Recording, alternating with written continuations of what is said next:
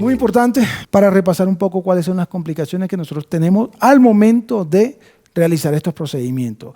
¿Qué doctores en su vida no tienen necrosis? Los doctores que no son inyectólogos, los doctores que no inyectan, que no ejercen esta profesión.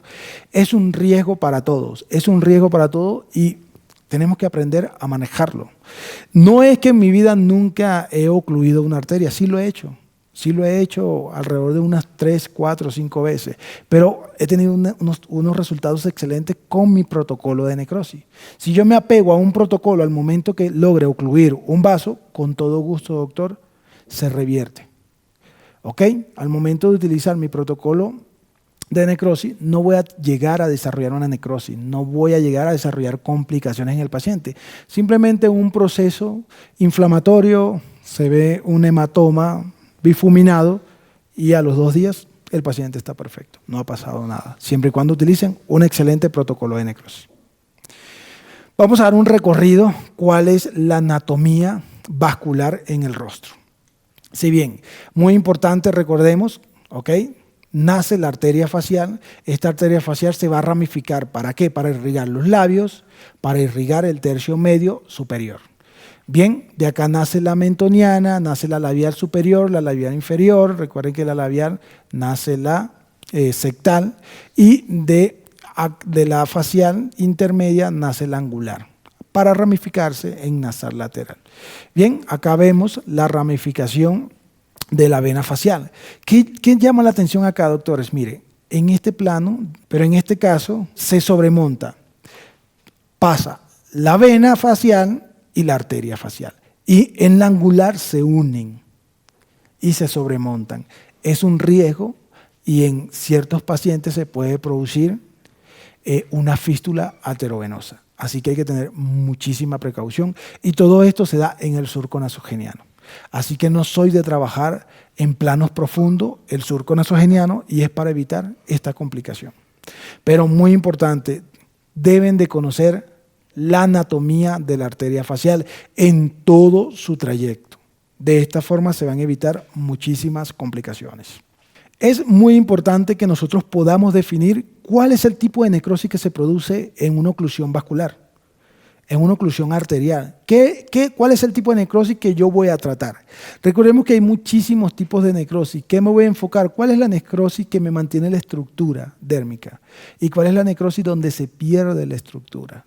Bien, tenemos muchos tipos de necrosis. En este caso tenemos la necrosis coagulativa, en donde se produce una isquemia tisular que genera una coagulación de las proteínas intracelulares, haciéndolas invalibles, que es el caso, por ejemplo, del infarto agudo al miocardio. La zona de necrosis es sustituida por tejido fibrótico o por tejido fibroso, pero se conserva la estructura, doctores. La puse de primera porque esta es la necrosis que nosotros vamos a tener, una necrosis coagulativa. ¿Qué es lo que me interesa que sepan acá? Que se conserva la estructura del tejido.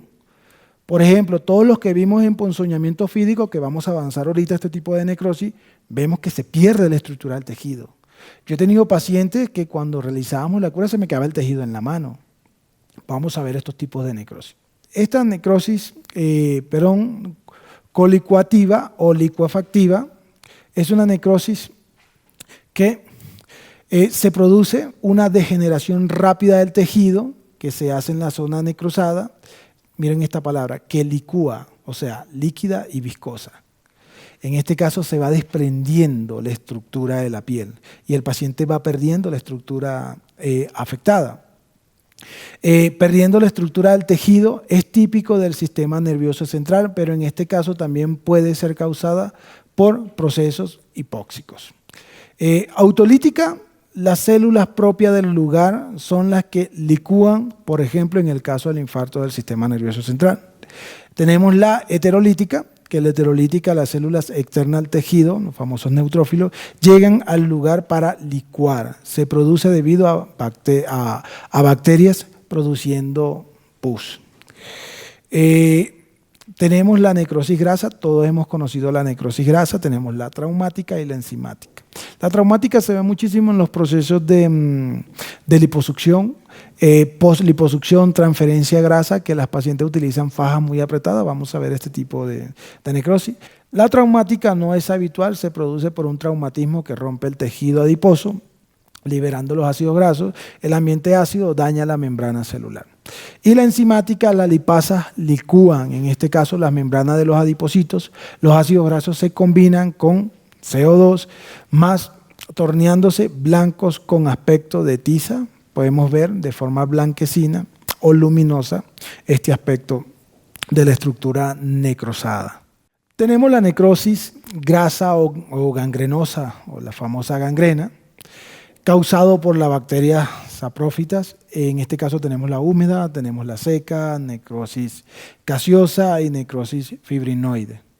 Esta está muy lejos del procedimiento que realizamos en medicina estética. Recordemos que en medicina estética es la primera donde se conserva la estructura, que es la coagulativa o la hipóxica, que es donde conservamos la estructura. Quise navegar por todo este tipo de necrosis para que nosotros tengamos claro cuál es la necrosis que se presenta en nuestra profesión. Retomando el protocolo de necrosis, vamos a describir acá, en la función de qué. Tenemos necrosis por oclusión, tenemos necrosis por compresión, incluso por congestión.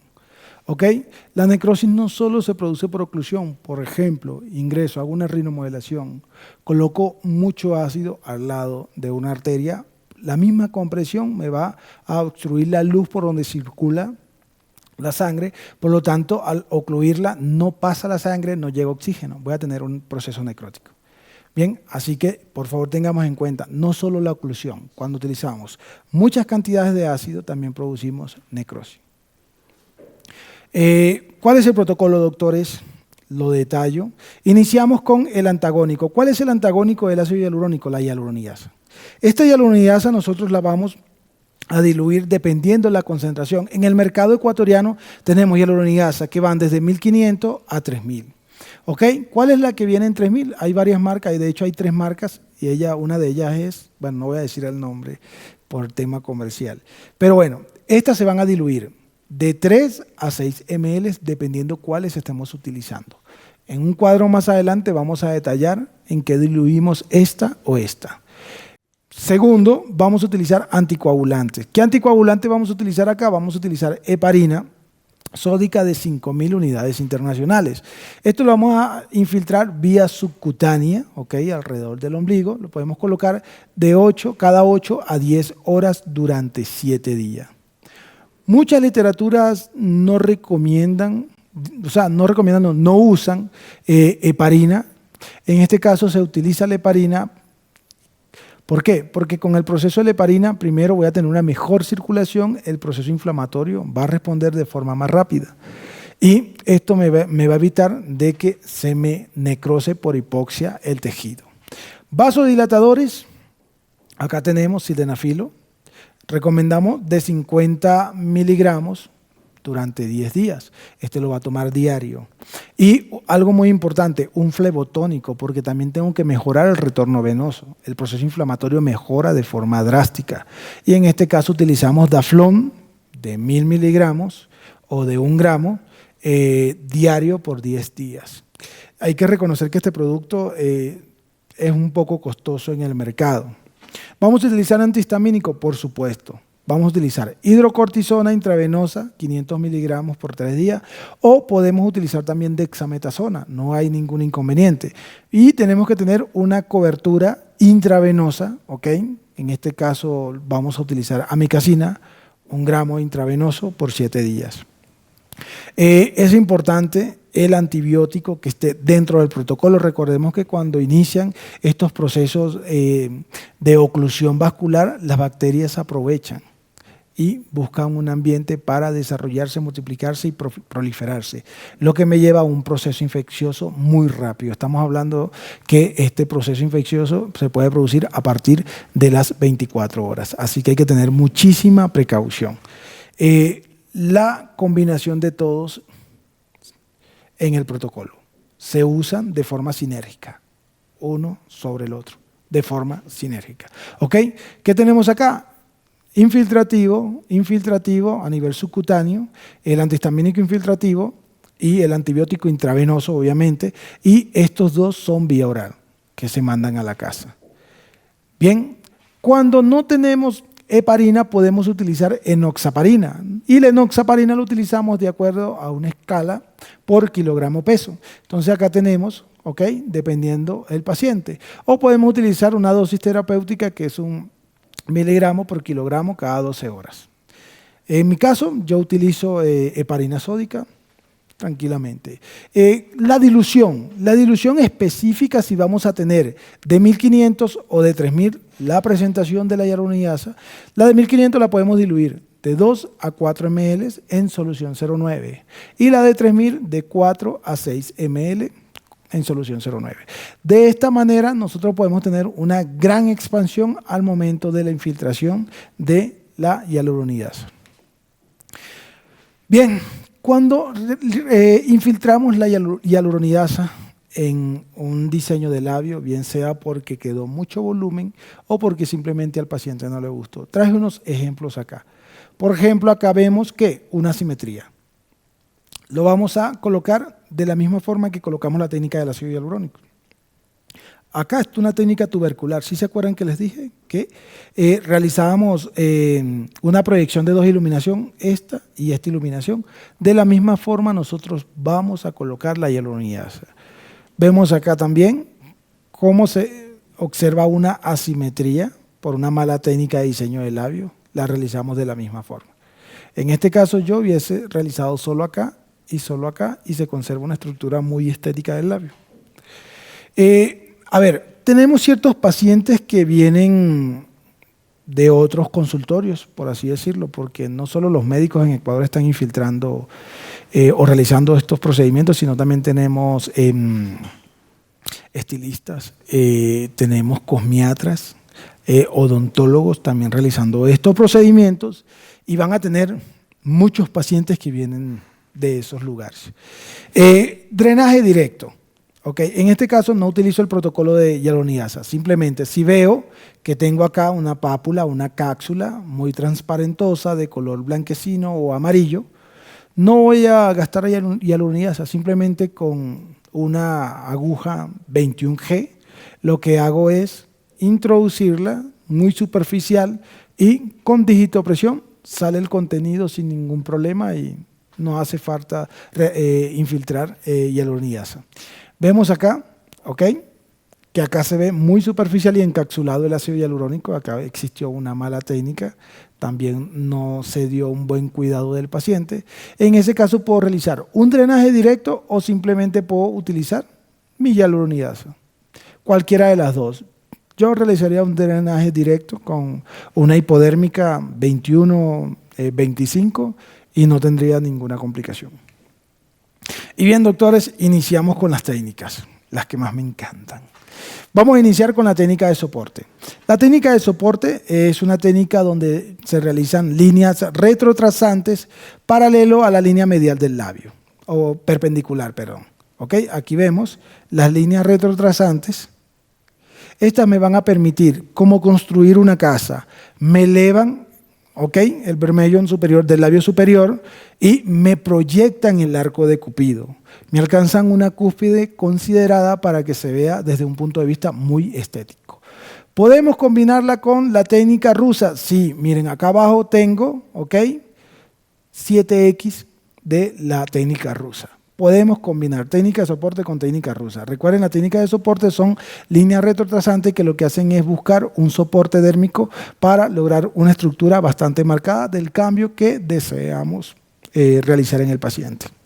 Técnica rusa es la más amada por todos. Hay que tener una consideración muy importante. La técnica rusa, doctores, no es lo mismo en todos los países. La técnica rusa obviamente es el famoso Russian Lips que se realiza en Rusia. No es lo mismo la estructura de una rusa con la estructura labial de una latina.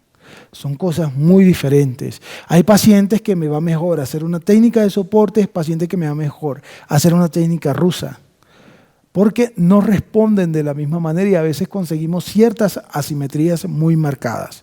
Acá tenemos que la técnica rusa, ¿okay?, se mide en X. 4X para el labio superior, 6X para el labio inferior. ¿Cómo lo vemos? A ver, una línea, 2, 3 y 4 líneas retrotrasantes. Este inicia en 4, por eso se llama 4X, se va degradando. 3, 2, incluso podríamos colocar una acá. siempre se degrada. Si inicio en labio superior, si inicio en 5, serían 5, 4, 3, 2. Ahora, marqué muy importante la zona de riesgo. Este triángulo es vital. ¿Por qué es vital? Porque acá inicia la arteria labial.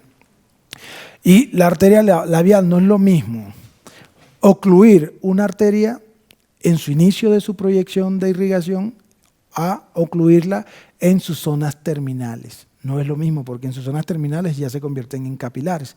Obviamente el tejido afectado va a ser mínimo o muy pequeño. Ahora, cuando nosotros ocluimos en esta zona o en su nacimiento, porque es donde nace la arteria labial y se divide para labial inferior y labial superior, el diámetro puede llegar a ser hasta de 3 milímetros. Por lo tanto, voy a tener una afectación de todo el labio. Así que es muy importante la aspiración y delimitar. Por favor, grábense este triángulo, lo vamos a ver en la clínica cuando estemos iniciando nuestra residencia. Allí vamos a estar repasando una y otra vez cómo se marca el famoso triángulo de seguridad. ¿Ok? Ahora vamos a evaluar una técnica rusa en 3X. Recuerden, esta está 4, 6. Entonces, ¿qué sería? 4 líneas retrotracing y acá 6. Vamos a verlo acá. 3, 5. Sería 1, 2, 3. Se degrada en 2 y en 1. Así es. Sencillísimo la técnica rusa. Abajo tenemos en 5X. ¿Ok? Vemos una del centro y 2 a los lados. También hubo un refuerzo acá de 4 que se degrada, de 4. Incluso podrían degradarlo a 3. Empiezan en 5, 4, 3, 2, 1. Como quieran degradarlo. Y bien, la famosa técnica androgénica, técnica tubercular, ¿cómo funciona? ¿Ok? La tenemos también en 3X, que serían 3 acá. Bueno, acá está en 4, en la diapositiva. Se sigue conservando arriba, bien sea la técnica rusa o la técnica de soporte dérmico. ¿Ya? Cualquiera de las dos se puede utilizar en el labio superior. ¿Dónde varía esta técnica? Esta técnica varía es acá. ¿Ok? Que el labio se divide como en 2 bulbos y se coloca una cantidad en bolus de un lado y una cantidad en bolus del otro lado. ¿Cómo se realiza? Utilizamos 40 unidades en el labio superior, en el labio inferior utilizamos 60, esas 60 son 30 de un lado, 30 del otro lado y producimos esos famosos tubérculos luminaris, que son los que observamos acá. Y de esa manera vamos a tener nuestra técnica brasilera androgénica o tubular. No me gusta. En mujeres no me gusta. Hay chicas que me lo piden. Incluso toca colocarle el hilo dental que lo divida. Eso se manda a su casa por 6, 7, 8 horas. No lo recomiendo en mujeres. Incluso en hombres se ve más estético porque coincide con la línea medial del mentón cuando está en ángulo invertido o en tubular.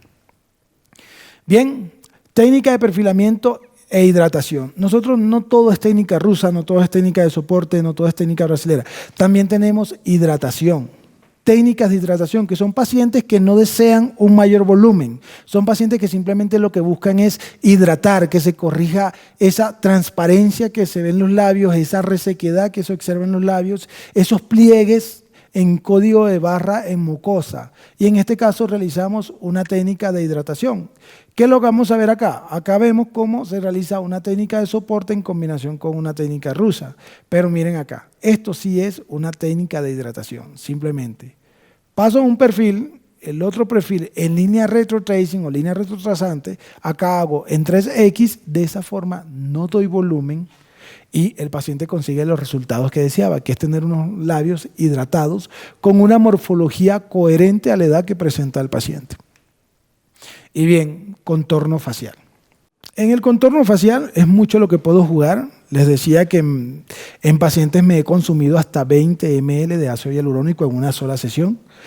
Son muchos los trabajos que podemos realizar con los pacientes. Puedo realizar mi proyección del pómulo. También puedo trabajar el punto malar en esta zona acá, donde está la punta del puntero. En mi línea pupilar, Ahí puedo también trabajar el punto malar. Trabajar estos puntos me permite que haya una mejor iluminación, que la luz, al momento que la piel sale más a la superficie, la luz me da una mejor iluminación, me da un mejor color y no se dibujan esas sombras de aspectos amarillos oscuros, ¿okay? O marroncito oscuro en la piel y se me marcan muchos pliegues y al paciente no le gusta muchísimo porque esto va en contra de la estética o simetría del paciente. Bien, podemos trabajar otras zonas subyacentes, pero esto va a depender de cada tipo de paciente. Vamos a regresar un momento. También podemos trabajar en el mentón, ¿ok? Acá no me quiero ir todavía de esta lámina porque quiero explicar. Si se recuerdan que hablamos mentón en vértices y mentón angular o androgénico. Ok, el mentón en vértice en la mujer se utiliza frecuentemente, siempre termina en punta y esta es la dirección, doctor, acá, lineal central y laterales inclinado. Esa es la técnica con que se realiza un mentón en vértice o en alguna chica. En un hombre vamos más a, no utilizamos mucho vértice, en hombre utilizamos más angular. ¿Y cómo lo vemos acá? ¿Qué es lo que buscamos? Que se dibuje un ángulo. Una línea acá, una línea acá, lo que me va a dar la proyección de dos bulbos, y estos dos bulbos me crean una línea en el centro y se dibuja el ángulo. Por eso se llama técnica angular. De esta forma podemos trabajar y el paciente consigue unos resultados muy estéticos. ¿Cuánto utilizamos? En mujeres, recordemos lo que les dije, de 1 a 2, en hombres de 2 a 3, incluso hasta 4, dependiendo la estructura del rostro del caballero. Al momento de la residencia, quise hacer un bosquejo y pasar por todos estos procedimientos. Luego van a tener información mucho más detallada, van a tener papers más detallados y sobre todo cuando vayan a la residencia vamos a tener especificaciones de los procedimientos y protocolo de cada uno de ellos para así lograr un excelente resultado y que sean los mejores egresados del país. Es la primera vez que se hace una residencia médica dentro de un diplomado de medicina estética. Allí van a convivir con pacientes reales, el que se queja, el que está feliz, con todo. Allí nada se va a maquillar porque ustedes van a estar allí atendiendo a estos pacientes.